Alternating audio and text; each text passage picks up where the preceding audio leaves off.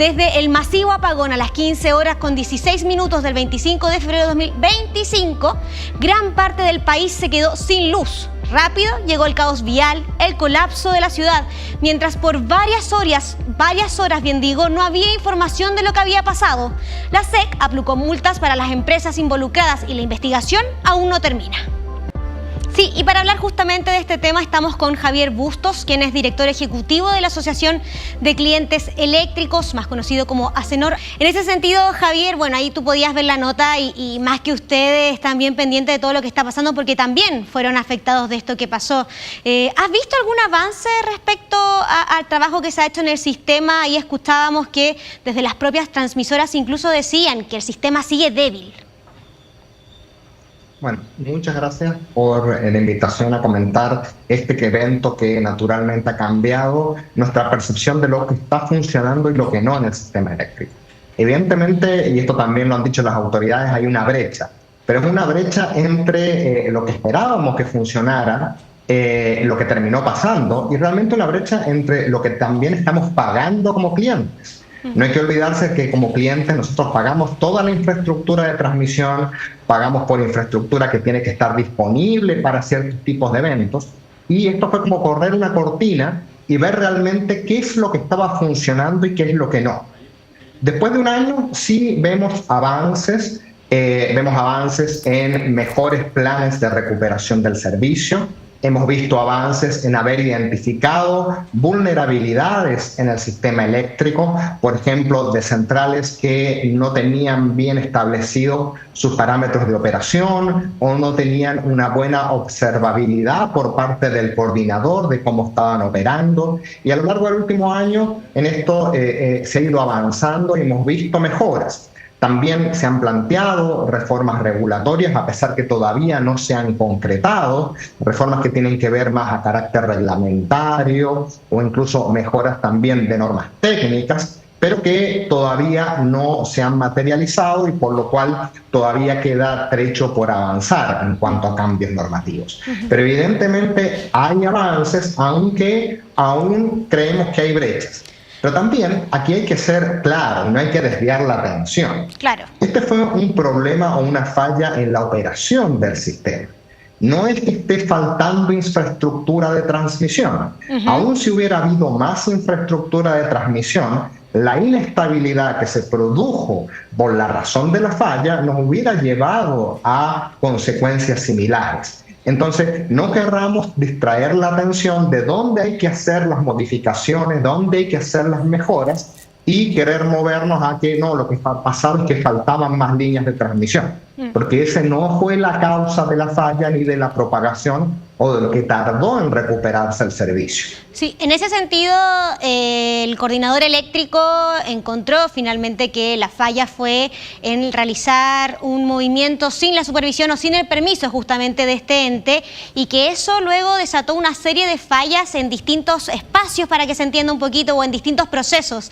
¿Se podría haber evitado justamente esta falla que afectó a todo el país? Y me imagino que a ustedes también bastante por el tema de las empresas. Sí, los clientes eléctricos se separan en dos, entre clientes regulados y no regulados. Regulados somos los clientes de nuestros hogares, nuestras casas, los pequeños comercios, y los no regulados o clientes libres son los de mayor consumo, que son aproximadamente el 60% del consumo eléctrico nacional. Claro. Esta falla afectó a todos, 98% de todos los clientes. Y es por eso que es una falla que tuvo un impacto económico fundamental. Estamos hablando de que a lo menos fueron $500 millones que se perdieron por ese día de este problema en el sistema eléctrico. Si lo comparamos con las multas, las sanciones, que son del orden de los 30, 35 millones de dólares, o incluso las compensaciones que aún no se han calculado y que se tienen que calcular por la energía que no se suministró, que en realidad esas compensaciones en general las estamos estimando entre 60 y 70 millones de dólares, evidentemente la pérdida es mucho mayor de lo que se puede compensar hoy en día o de lo que se puede multar.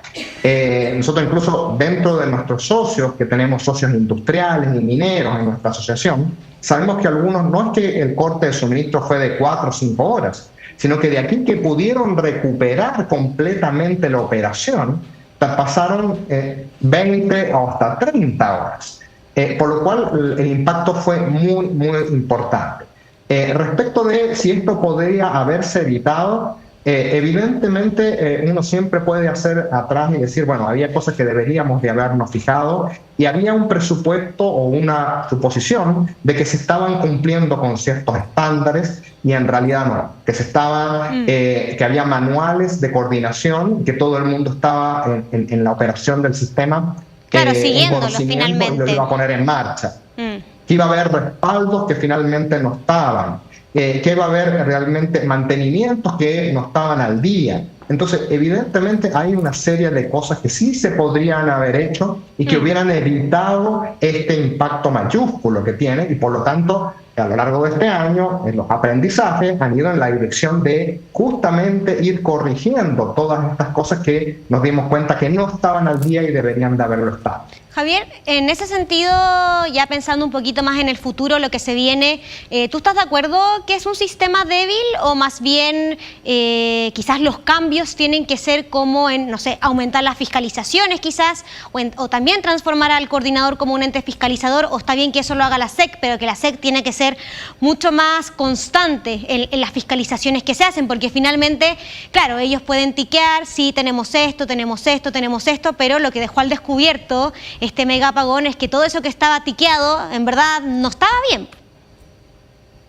Bueno, por eso es que hay que enfocarse dónde realmente son las causas y los problemas que originaron esta falla.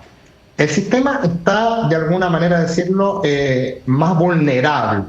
No diría que débil, porque cuando se dice débil es porque en realidad puede faltarle algún tipo de infraestructura. Y nosotros no estamos viendo que eso sea necesariamente así.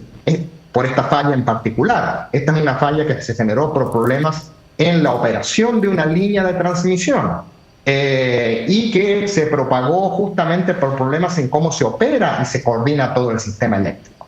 Pero sí está vulnerable, ¿por qué? Porque estamos transformando completamente un sector eléctrico que estaba pensado para operar con generación hidráulica, con generación térmica, y que en los últimos años muy rápidamente ha cambiado su configuración a energías renovables, hoy en día a mucho almacenamiento. Pero ese cambio de configuración es un cambio tecnológico muy grande, no es sencillo, cambia completamente la operatoria.